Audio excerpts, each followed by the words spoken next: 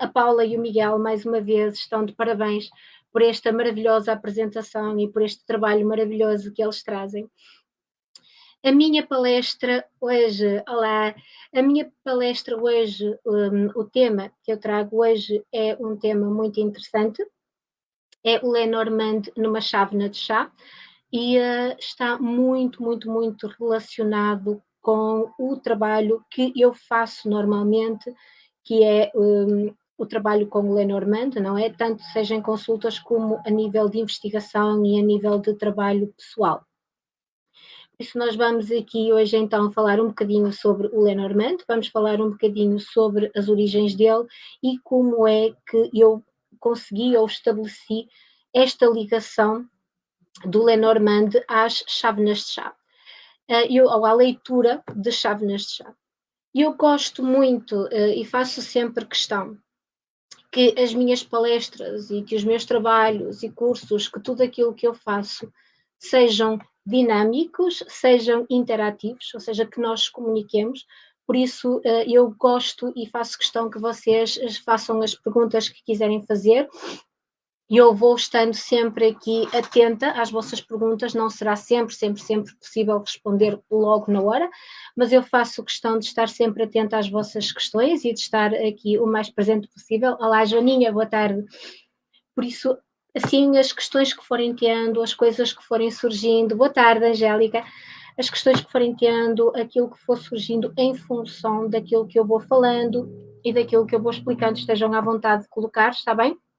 No final, podem também colocar questões, caso prefiram, mas eu gosto muito deste trabalho interativo, de irmos falando. Olá, Sílvia. A Sílvia está a dizer que teve cortes, se é da net dela, não sei se mais alguém teve aqui, eu não notei.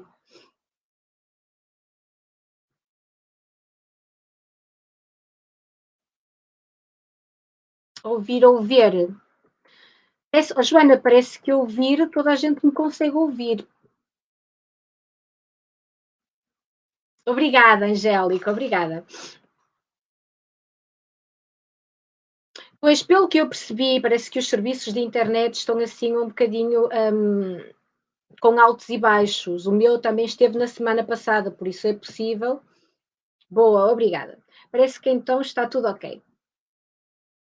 Boa, ótimo. Obrigada pelo vosso feedback. Então, como estava eu a dizer, este tema é muito interessante e eu faço questão que vocês vão falando comigo e que vão colocando as vossas questões à medida que elas forem surgindo, está bem? Este trabalho é um trabalho em que nós não vamos propriamente abordar tiragens ou falar sobre o significado das cartas. Poderemos falar eventualmente no meio das questões que vamos trabalhar, mas é um trabalho, é uma palestra muito mais focada no Lenormand, na história dele, na forma como ele se desenvolve, nas bases de onde é que ele vem, o que é que ele é e como é que ele chegou àquilo que nós temos hoje. Uma vez que me estão a ouvir e a ver bem, vou então partilhar aqui a tela. Assim. Digam-me, por favor, se conseguem ver bem.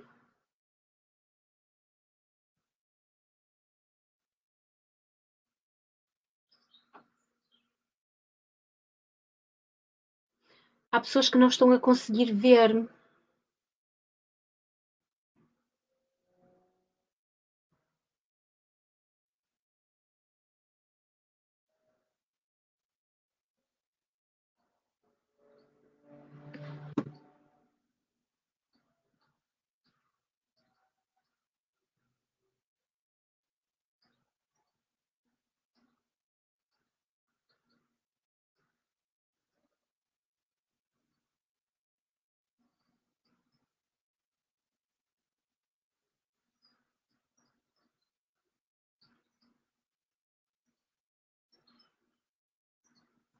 Está tudo.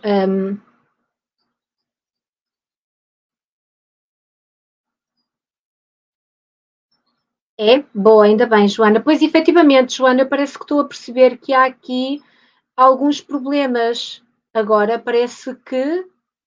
Joana, Ok, agora parece que sim, parece que agora que já está tudo bem. A Cristiana, a Cris, pronto, isto parece que pelo que eu estou a perceber, isto é um problema do Facebook e não propriamente um problema do sinal de cada um. A Elsa diz que não consegue ouvir. Mais alguém com problemas de visão ou de não me conseguir ver ou de não me conseguir ouvir? Porque não é geral, como há pessoas que conseguem ver e conseguem ouvir, então isto deve ser. Façam um refresh, tentem fazer um refresh da página.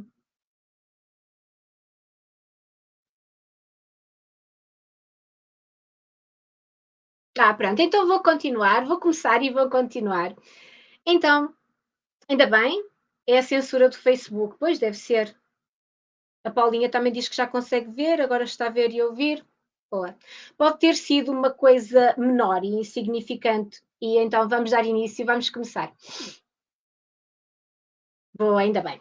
Então vamos começar. O Lenormand numa chávena de chá. Este é o meu tema, é o tema que eu trago hoje aqui ao nosso terceiro congresso, e volto a dizer nosso porque no fundo já todos fazemos um bocadinho parte disto, porque vimos este trabalho maravilhoso nascer, e então é o nosso congresso, ao nosso congresso da arte do tarot e da cartomância, que até aqui tem sido fabuloso.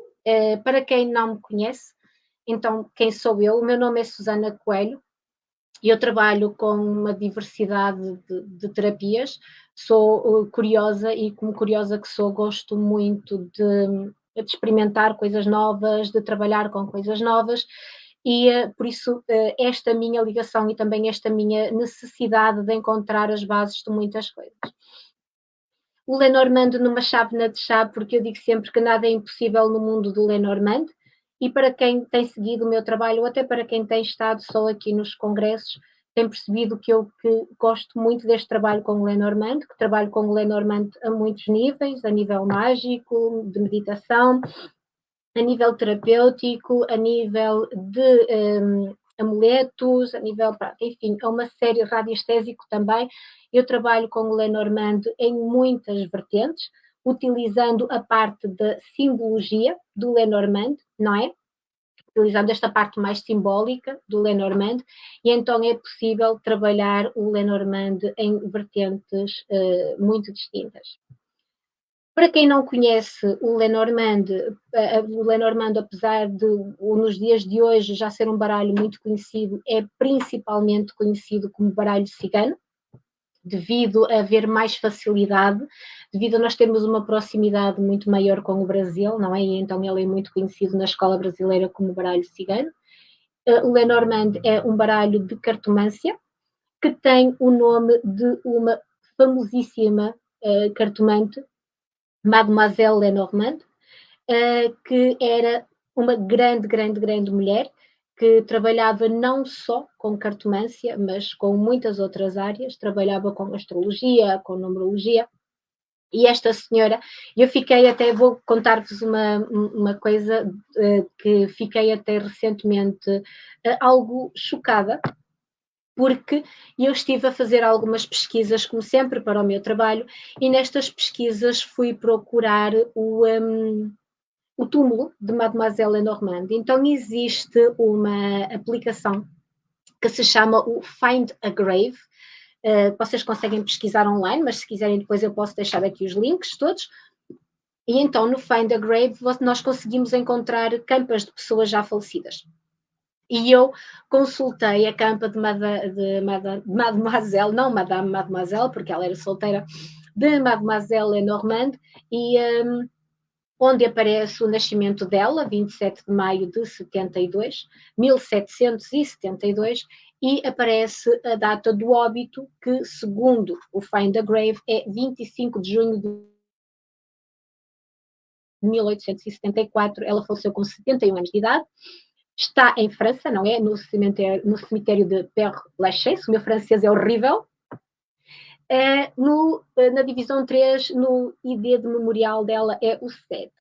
O que eu achei extremamente curioso é que aqui nesta descrição, onde aparece a campa, não é, de Mademoiselle Lenormand, fala dela até com alguma vulgaridade, por assim dizer, porque diz que ela era uma adivinha, não lhe é atribuída, na descrição do Find a Grave, não lhe é propriamente atribuída a conotação que ela teve.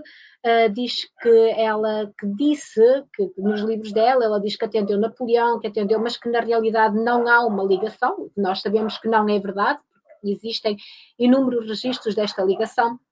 E então isto é uma parte, mas efetivamente eu fiquei algo chocada pela forma como desvalorizam esta senhora, porque ela fez um trabalho grandioso a nível de cartomância, e não só, e é até um bocado desvalorizado.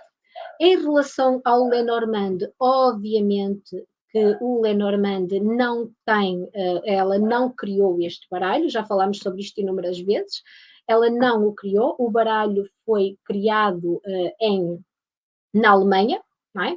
Este baralho foi criado na Alemanha, ela não é a criadora dele, e foi criado, nós vamos ver isto mais à frente, ele foi criado como um jogo e posteriormente este jogo passou a ser um baralho, ou seja, o jogo da esperança inicialmente era um jogo só, um jogo de tabuleiro, mas depois, e vocês conseguem ver nestas imagens que foram retiradas do British Museum, nestas imagens aqui vocês conseguem perceber que inicialmente ele era um jogo, depois passou a ser um jogo com um baralho e tem inclusive um pequeno livro, ou seja, uma proposta lúdica e divinatória. Estas imagens datam de 1850, 1850, ou seja, anteriores, não é, ao trabalho de Madame Lenormand. Logo, este jogo não foi de forma alguma inventado por ela. Porquê é que dizem que o jogo foi criado ou foi de alguma forma trabalhado por Madame Lenormand? Devido ao facto de nós termos um sobrinho, um suposto sobrinho de Madame Lenormand, que publicou depois o baralho Lenormand com 36 cartas e chamado baralho Lenormand. Eu falei sobre isto com a Paulinha quando ela me fez a entrevista para esta palestra, e acredito que vocês viram. Eu andei aqui esta coisa de um sobrinho, mas que sobrinho, mas quem era o sobrinho de Madame Lenormand? E então nestas minhas pesquisas eu percebi e perguntei a algumas pessoas que me confirmaram que era extremamente comum as senhoras solteiras, sem ligações amorosas, terem amantes mais jovens, terem amigos coloridos mais jovens, que apresentavam como sobrinhos. Por isso eu acredito que este suposto sobrinho, mas isto são tudo, não vou dizer preposições minhas, mas não, isto são tudo conclusões minhas daquilo que eu vou pesquisando e daquilo que eu vou estudando e das pessoas que vou contactando. Isto são conclusões que eu teria, diz que o suposto sobrinho de Madame Lenormand seria, obviamente, um amante que ela teria, alguém com, provavelmente não um amante à morte dela, mas alguém com quem ela se teria relacionado, que tinha acesso ao trabalho dela e que posteriormente o lançou. Também se diz muitas vezes que talvez não tenha sido ela, que ela nunca tenha utilizado este baralho. Eu já no meu anterior, digo sempre nas minhas palestras, nos workshops, e digo sempre que eu acredito piamente que ela que tenha trabalhado com o baralho Lenormand. Não é por acaso que ele foi lançado com o nome dela, porque o Lenormand, ou o Jogo da Esperança, já tinha alguma repercussão.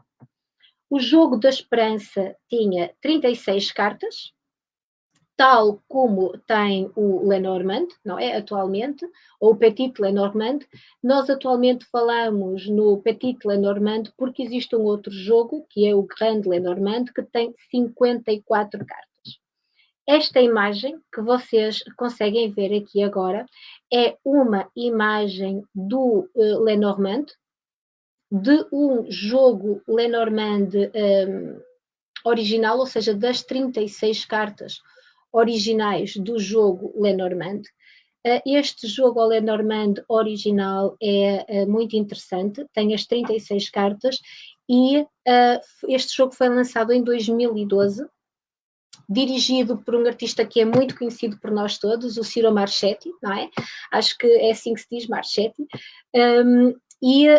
em ordem de, ou seja, o Ciro esteve presente, não é? Na ordem de que fosse reproduzido fielmente àquilo que é o baralho original das 36 cartas do Jogo da Esperança. Que ele fosse fielmente reproduzido nas 36 cartas. Por isso fica esta referência também, o Ciro, que é muito conhecido por nós, por causa de, por exemplo, o Gilded, que é um baralho muito decorado, acho que todos conhecem, e ele dirigiu ou esteve presente também na criação, ou na recriação, aliás, de este deck de 36 cartas em 2012, que foi publicado em 2012, que é uma cópia do Lenormand original, e que, como vocês conseguem ver, nesta cópia do Lenormand original, já aparecem aqui os ouros, os sinos, as bolotas. Eu achei isto muito interessante por causa da palestra que foi dada pela Tânia, em que ela falou dos sinos, dos ouros, etc.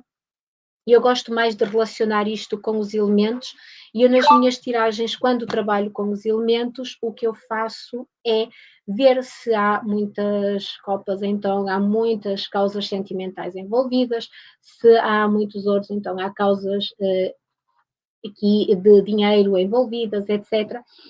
E é assim que eu trabalho aqui com o Lenormand a nível dos elementos. Mas continuando,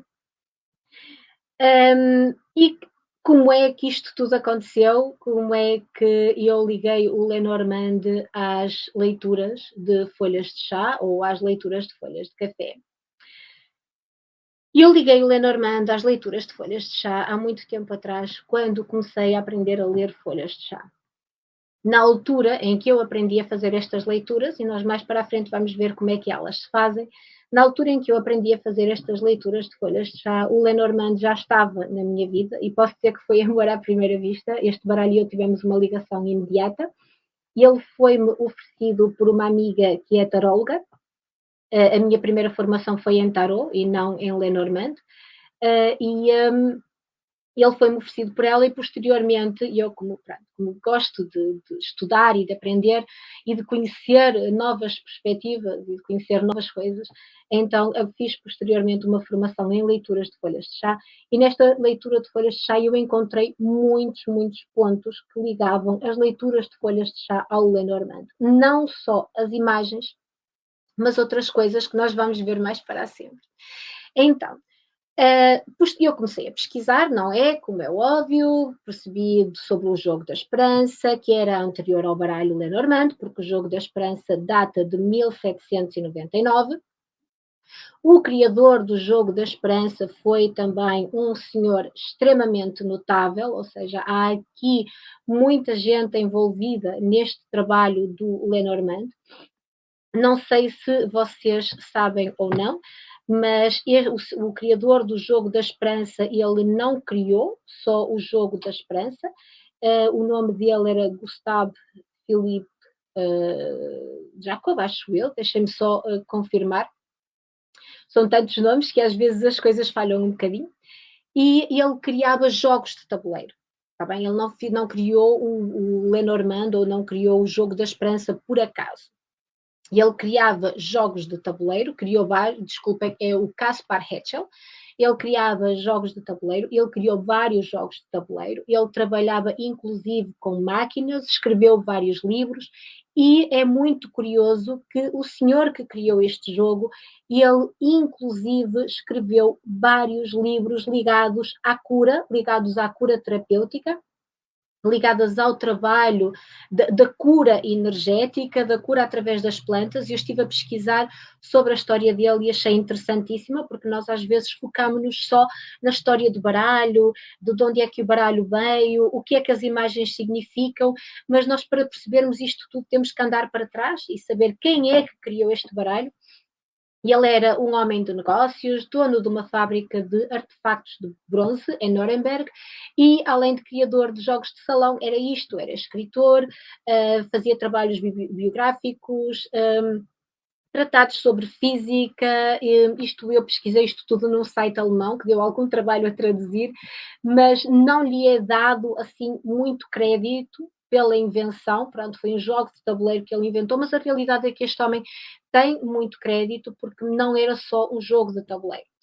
E ele lançou dois, tal como eu digo, o primeiro em que nós tínhamos só o jogo de tabuleiro, o segundo em que nós temos o jogo de tabuleiro, este novo jogo, e trazia as 36 cartas ilustradas, porque pelo que nas minhas pesquisas no site alemão mostram, o primeiro jogo não trazia as cartas ilustradas, só o segundo jogo é que trazia, e era então utilizado de forma lúdica e pedagógica, contudo, era utilizado para fazer então pequenas leituras. Está tudo bem? Vocês conseguem ver-me e ouvir-me? Está tudo assim tão silencioso? Ainda me conseguem, agora já me conseguem ver, há bocadinho não conseguiam?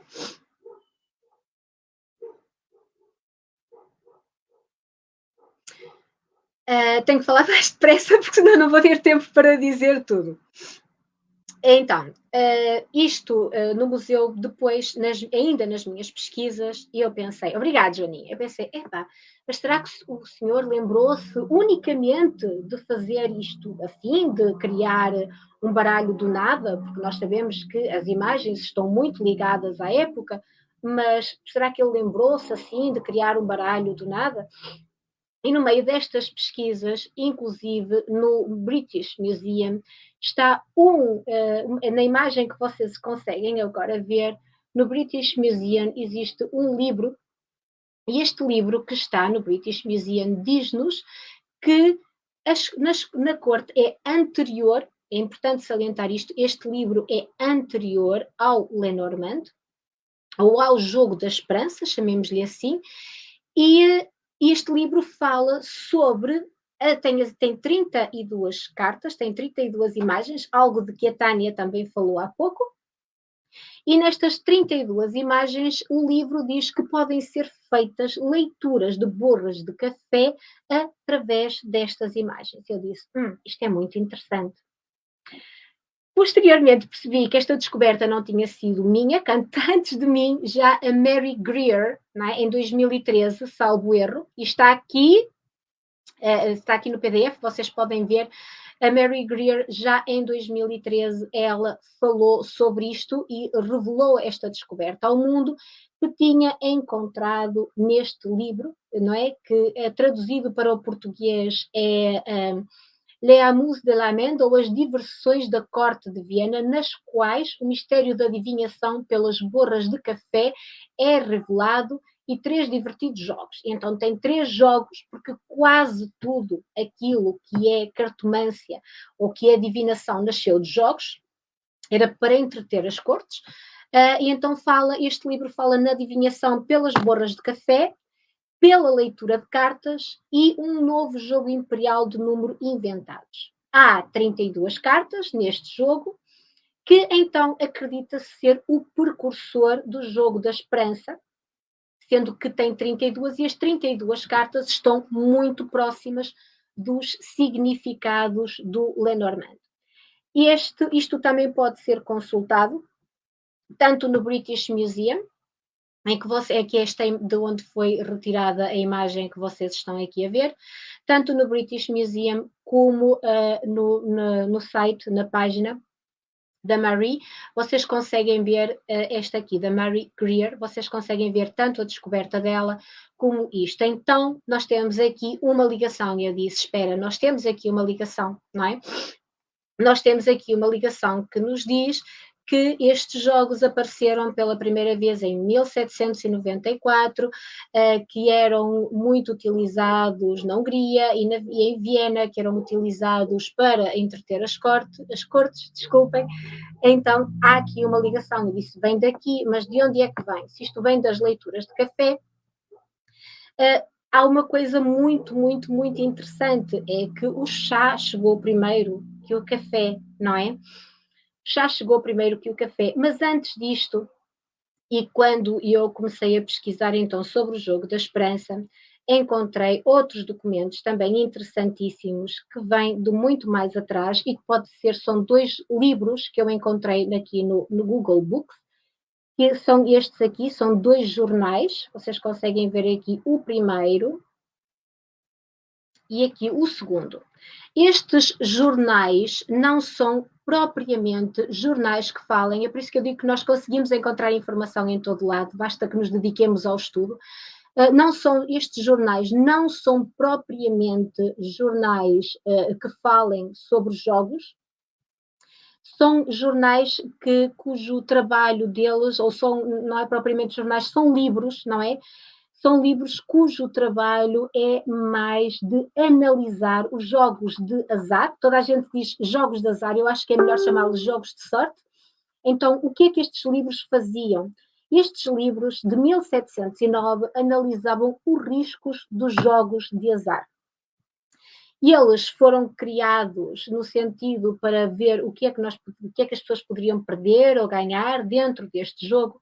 E o mais curioso de tudo, neste jornal, ou neste livro de 1709, é que aqui, na página 116, fala de um jogo da esperança que era jogado em França, nesta época, okay? Isto é interessantíssimo, então já antes de 1779, antes de o Jogo da Esperança alemão, havia o Jogo da Esperança, que era utilizado em França, em 1709, este Jogo da Esperança era jogado com dados e com fichas, e eu não consegui ainda seguir-lhe o rastro todo, completamente, porque esta é a única referência que eu tenho. Assim que eu tiver, eu revelo mais.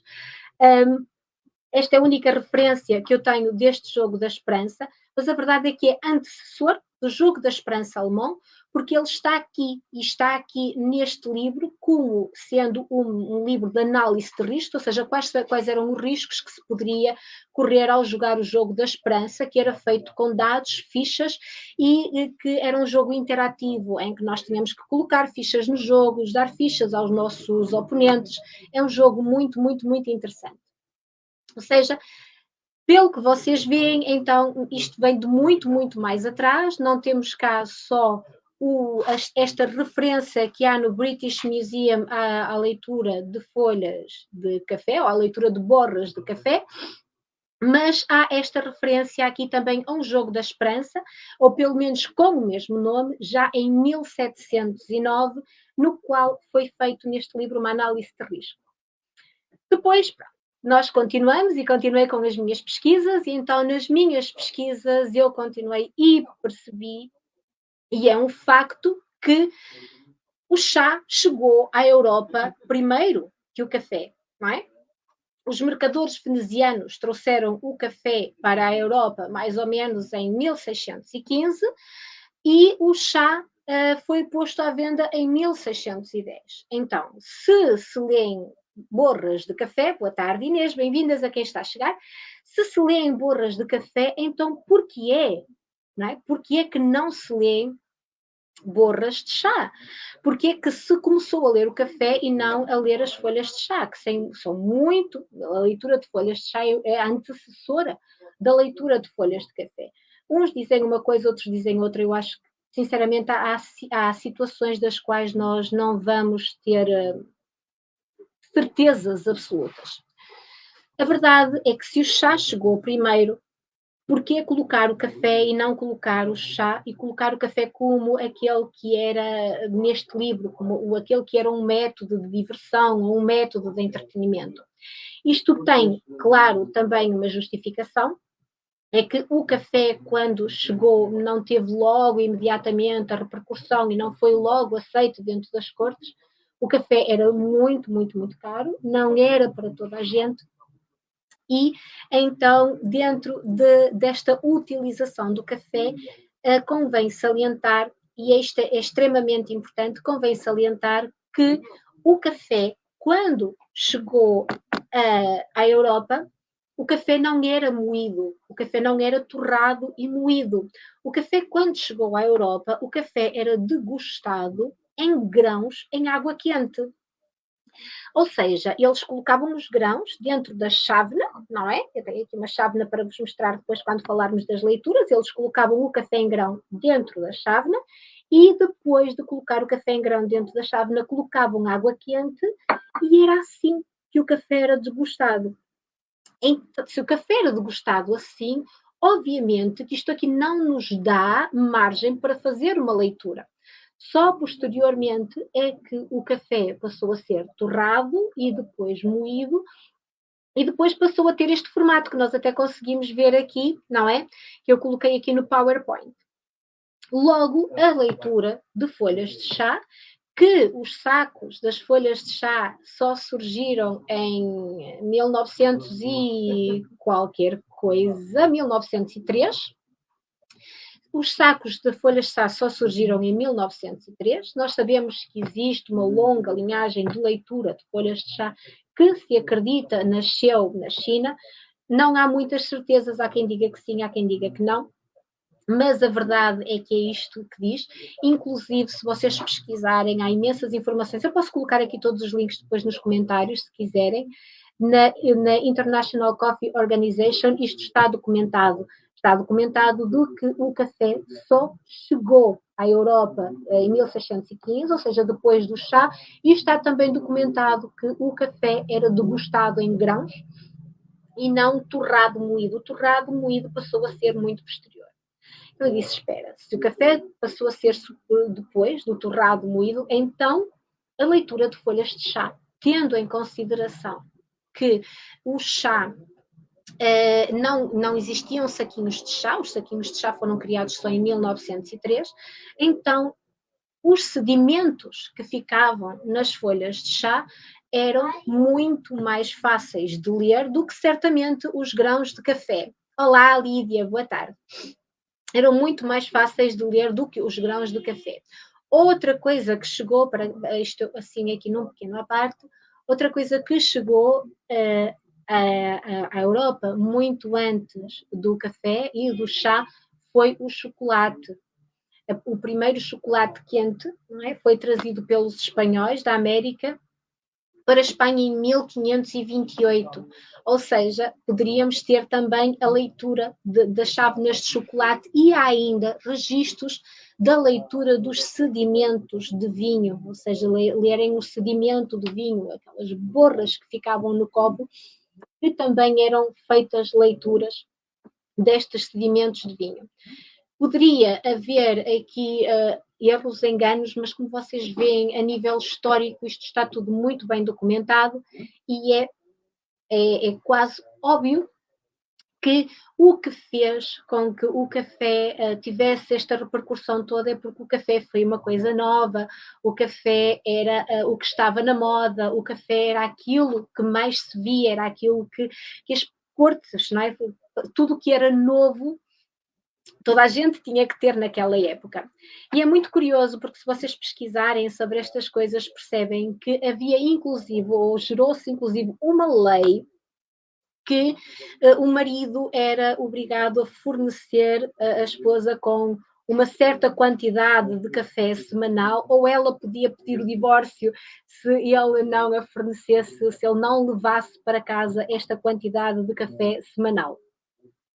Tudo isto é interessantíssimo e tudo isto me fez ver que quando eu fiz o curso de leitura de folhas de chá, todas estas similaridades que eu encontrei, não é, em relação à leitura Lenormand e à leitura da chávena, dos sedimentos que ficavam na chávena das folhas do chá, que havia aqui efetivamente uma ligação. Alguma dúvida? Tudo bem até aqui? Alguma questão que queiram colocar? Ninguém tem nada a questionar, ninguém tem nada a dizer, ninguém tem nenhuma dúvida? Vocês digam-me, por favor.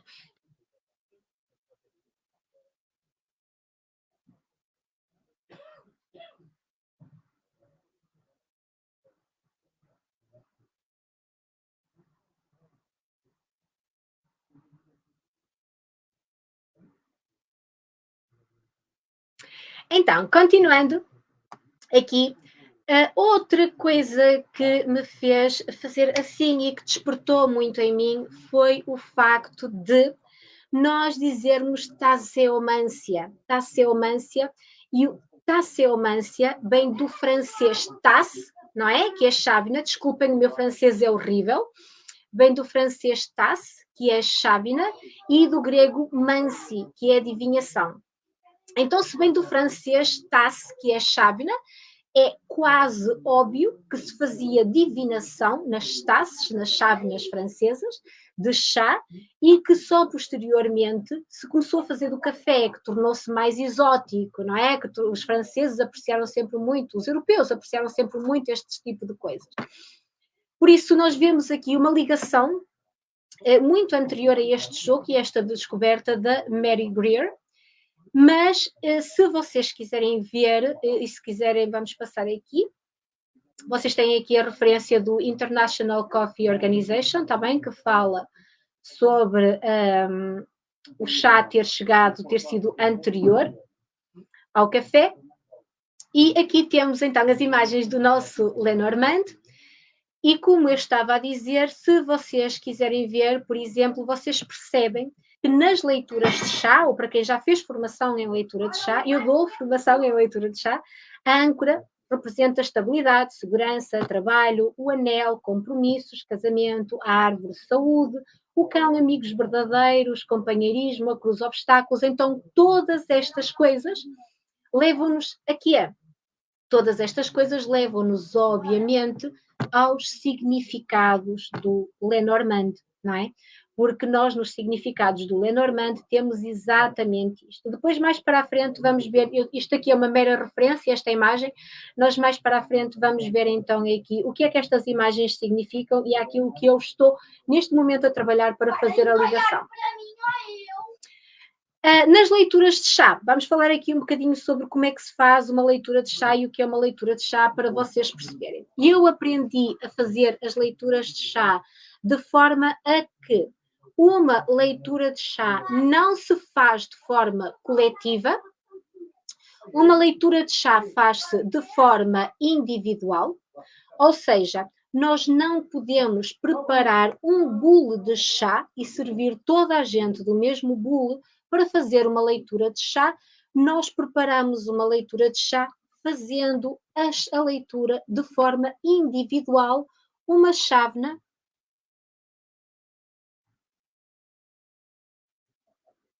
Sim, Miguel. O Miguel está a dizer, até já se compraram chávenas de chá na Amazon da Easy com os símbolos das cartas Lenormand e outras também.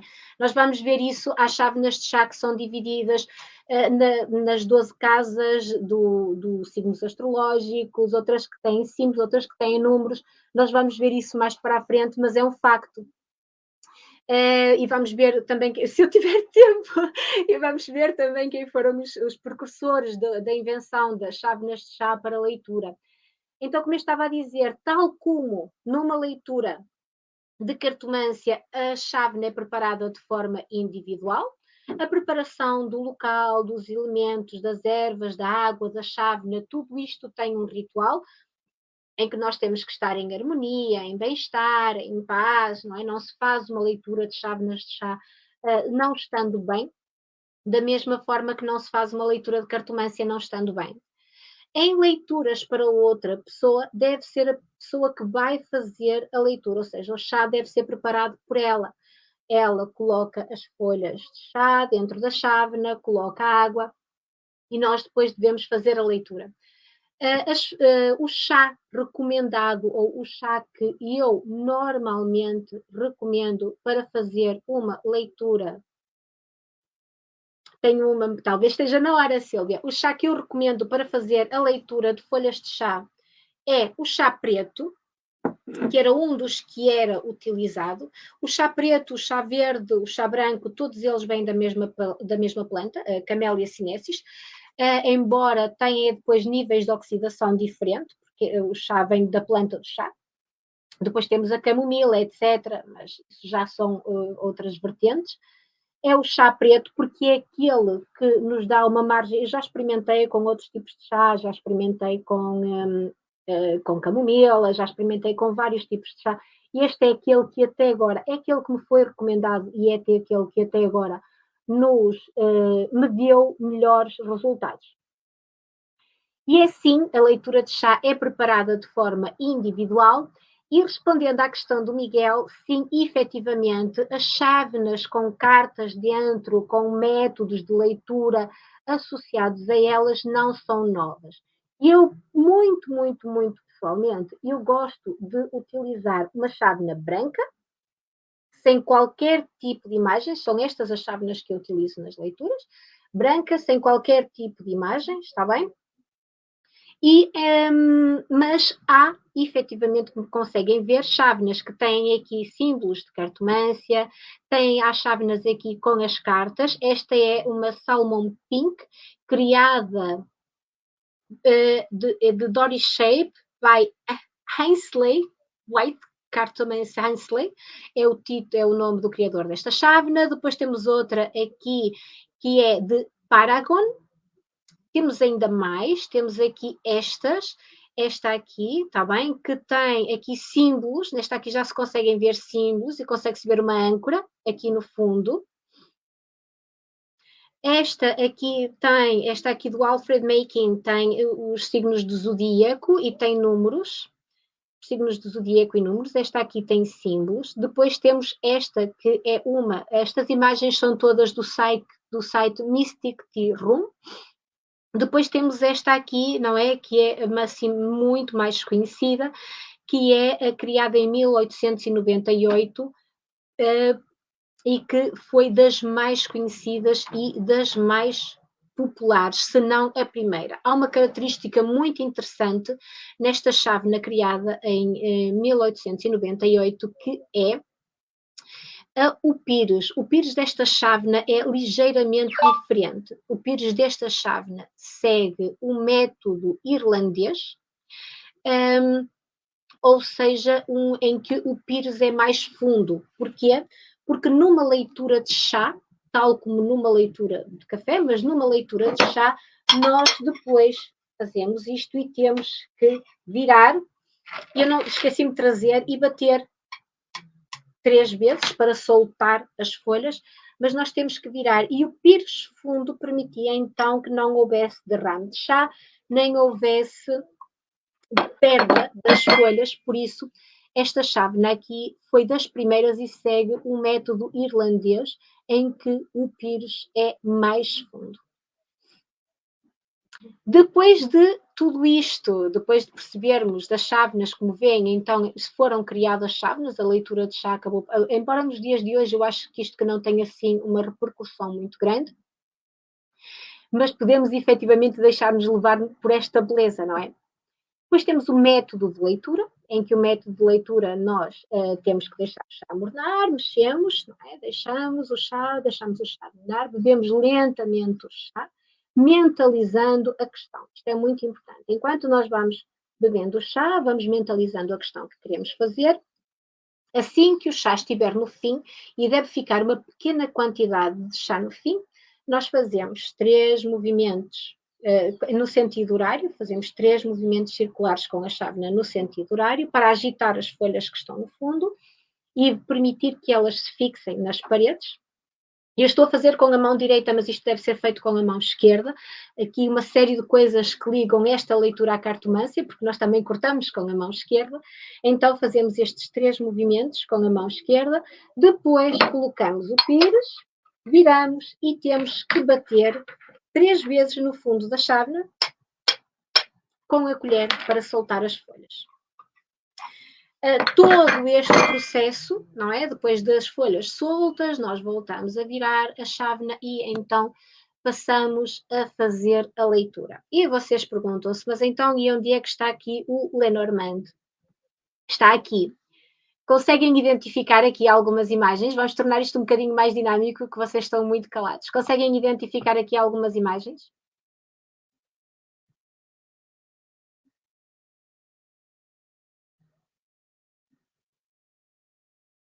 Alguma imagem do Lenormand? Quem está aqui que conhece o Lenormand? Nestas duas leituras, nestas duas imagens, a âncora, exatamente, Elsa. Mas temos aqui outra. Temos aqui uma âncora muito claramente.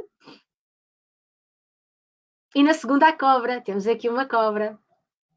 Então percebem agora porque é que eu prefiro muito mais o chá preto, porque o chá preto permite-nos uma margem de imagens muito maior do que a foice por cima da cobra. Sim, temos uma foice por cima da cobra.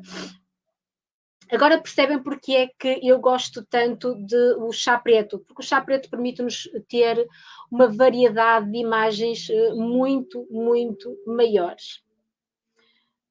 Vamos agora perceber como é que tudo isto se aplica nas leituras do Lenormand, ok? Ainda dentro das leituras do Lenormand, como vocês sabem, nós podemos fazer leituras para 12 meses, através da mandala astrológica, podemos fazer questões diretas e tirar 3 cartas, e isto nas leituras de chávena de chá apresenta-se na forma como a leitura de uma chávena de chá é feita. Então, nós podemos utilizar na leitura de uma chávena de chá o método de Henle, que era dividir a chávena em 12 gomos, 12 casas, e isto está diretamente ligado à nossa mandala astrológica, não é? Que tanto é feita no Lenormand como é feita com o tarot ou com outros oráculos. E ele dividia a chávena dele, a chávena de Henle, que é aquela que nós vimos há bocadinho, em que vemos as 12 casas. Ela que tem um pires fundo, um pires irlandês, então ele dividia a chávena em 12 casas e as imagens que nós conseguíamos identificar nas casas diria-nos como era cada um, como é que se ia desenvolver cada um dos 12 meses do ano. Estas leituras eram feitas seguindo o sentido horário, não é? Ou seja, a partir da asa da chávena. Com o primeiro mês, depois seguíamos o sentido da asa da chávena e era sempre feito no sentido horário. A asa, o fundo, as paredes e o topo da chávena eram muito importantes nas leituras. Podemos então, isto liga a leitura da mandala astrológica à leitura das folhas de chá. Podemos ainda fazer uma questão direta em que a chávena nos vai dar o passado, o presente e o futuro da questão. Isto está intimamente ligado ao passado, ao presente e ao futuro nas nossas leituras de cartas, de cartomância, não é? Do Lenormand, neste caso. Então, passado, presente e futuro pode ser visto na chávena de chá, sendo que o passado é a parte mais próxima da boca da chávena, isto na leitura, só na leitura de 3 questões, atenção. O presente da chávena é, sendo que o passado é a parte mais próxima da boca da chávena, o presente é o que está na parede e o futuro é visto, então, no fundo da chávena. Se nós fizermos na leitura de chávenas de chá, encontramos então este método de 3 cartas, vocês têm aqui uma imagem, não sei se a imagem dá para perceber muito bem as palavras, em que temos então o passado aqui, na boca da chávena, o presente fica na parede e o futuro no fundo.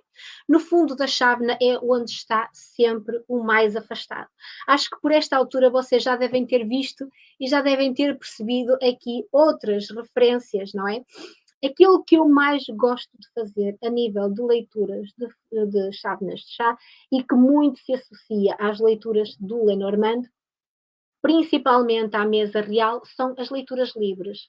As leituras livres nas folhas, nas chávenas de chá, podem ser feitas para alguns dias ou podem ser feitas para até 4 semanas e a 2 meses.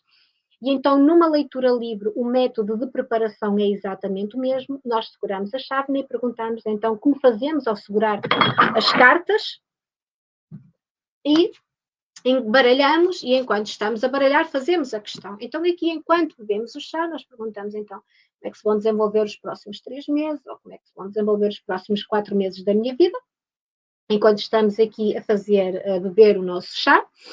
E depois o que é que acontece? Numa leitura livre nós temos na boca da chávena o tempo mais próximo e conforme vamos andando para baixo, mais distante está o tempo, ou seja, mais longe no tempo estão os acontecimentos que são relatados pelas imagens que nós temos na chávena de chá.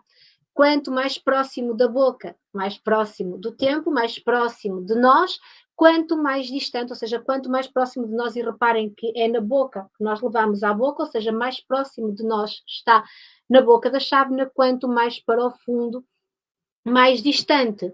Tal como numa mesa real, vocês têm aqui esta imagem, é a lei do perto distante, não é? Ou seja, quanto mais perto da consulente estão as cartas, e nem só numa mesa real, num bloco de 9, numa série de outras leituras, nós podemos identificar isto.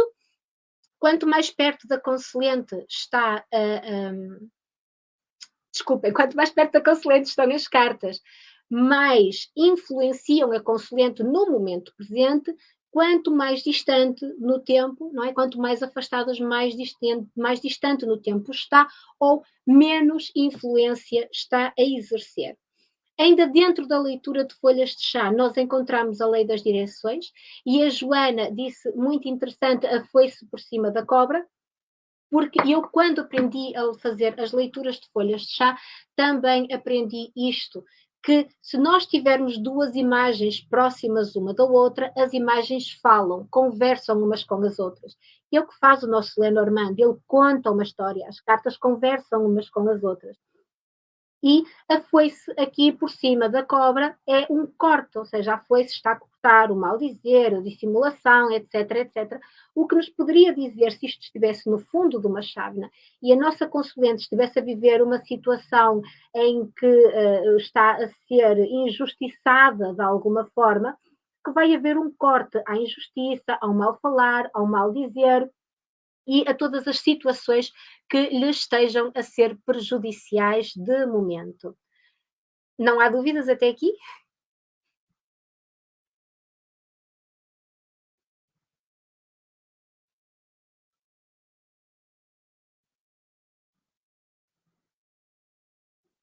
Não? Vou continuar então, se ninguém tem dúvidas nem questões. Ao beber a chávena com as folhas, não vamos andar a cuspir folhas. Não, não, não vamos andar a cuspir folhas, Sílvia, porque as folhas do chá ficam naturalmente depositadas no fundo. Eu faço sempre isto. Por isso é que o chá preto é importante neste trabalho. Se fizer com camomila ou com outros tipos de chá, normalmente elas flutuam, mas o chá preto tem a característica de se depositar no fundo da chávena, por isso muito dificilmente vai andar a beber e a cuspir folhas. E eu acho muito mais interessante este método de preparação solo e não preparar um bolo de chá e depois dividir o chá por todos. E dá-nos muito mais margem para trabalhar numa leitura, está bem? Continuando, então, esta aqui, depois ainda há uma outra parte, há uma quarta forma de fazer a leitura, em que nós podemos fazer também uma questão livre e podemos ler o tempo numa folha, nas chávenas de chá. Podemos perguntar quanto tempo é que isto vai demorar, durante quanto tempo é que eu vou ter a resposta, etc. Para ler o tempo lê-se no sentido dos ponteiros do relógio, sempre a partir da asa, está bem? Ou seja, quanto mais perto da asa, mais rapidamente vai acontecer. Quanto mais longe da asa, mais perto da asa, a contar daqui para aqui, assim daqui para aqui, no sentido dos ponteiros do relógio, quanto mais perto da asa, mais rapidamente vai acontecer. Quanto mais longe, mais distante ou mais dificilmente poderá acontecer. Neste caso, o nosso significador é a chávena, não é? É o consulente, que é a chávena, é como se nós fôssemos a chávena, e tudo se lê e tudo se processa a partir daí. Espero que estejam a gostar. Está assim tudo tão silencioso, não há questões, não há perguntas, está mesmo tudo tão silencioso. Vou voltar então a esta imagem que eu vos falei há bocadinho, estamos mesmo a terminar, uma hora passa tão rápido, não é? Vou voltar então a esta imagem e é algo muito interessante em relação a esta imagem. Esta imagem aqui, eu também faço leituras das runas da bruxa, que na realidade está associada a um povo, e estas leituras das runas da bruxa são muito interessantes porque são 13 runas, elas têm a ver com as 13 lunações, era os Pictos, a quem as leituras das runas da bruxa estão atribuídos, é um povo assim um bocado pouco conhecido, não se sabe muito da origem delas, acredita-se que era um povo pré-celta, que viveu entre o final da Era de Ferro e o início da Idade Média, está bem? Na Escócia. Ou seja, a Escócia, a Irlanda, o Reino Unido, todos estes países têm uma ligação. É muito curioso que eu encontrei há algum tempo atrás, que o povo Rom, que este povo, os Pictos, que estavam de alguma forma ligados ao povo Rom, que eram os ciganos. Eu não sei até que ponto é que isto é verossímil, ou é verdade, não sei até que ponto é que isto será assim. A verdade é que os Pictos previam com estas runas, sendo que os Pictos é um povo muito anterior, e aqui nós ainda procurando as origens dos significados do baralho Lenormand, o porquê criar um jogo com estas imagens, sendo que é muito, muito anterior às leituras de folhas de chá e é muito anterior à criação de jogos lúdicos que depois tornaram-se efetivamente em jogos divinatórios. Nós aqui temos exatamente a mesma coisa, porque se vocês consultarem o significado das runas da bruxa, percebem que, por exemplo, percebem que o sol, não é? O sol representa brilho pessoal, o sol representa bem-estar, é? O sol representa imensas coisas boas, tal como representa o nosso sol, embora tenha vários planos, mas em todos os planos ele representa isto, cura, realização pessoal. A lua também fala em intuição, em mudanças, fala em mudanças no geral, porque a Lua tem várias fases, a fase da mudança, fala em ciclos. Depois temos o voo, que está aqui muito associado aos pássaros no Lenormand, que fala em notícias que virão a seguir, coisas que chegam, tal como os nossos pássaros, não é? Os anéis, nas runas da bruxa, também nos fala aqui em concretização, em fazer, em acontecer. Por isso, este é o meu próximo trabalho, ver se encontro aqui mais alguma ligação, ver se encontro aqui mais um passo em frente para perceber de onde é que os símbolos do Lenormand vieram e se existe ou não uma ligação do Lenormand a este povo e a estas runas, já que, sendo que eles descendem efetivamente das leituras de folhas de chá ou das leituras de folhas das leituras das borras do café, e as leituras de folhas de chá e as leituras de borras de café, nós sabemos que eram símbolos muito básicos, muito simples. Nas cartas Lenormand, não, nós temos imagens muito mais bonitas, muito mais trabalhadas, não é?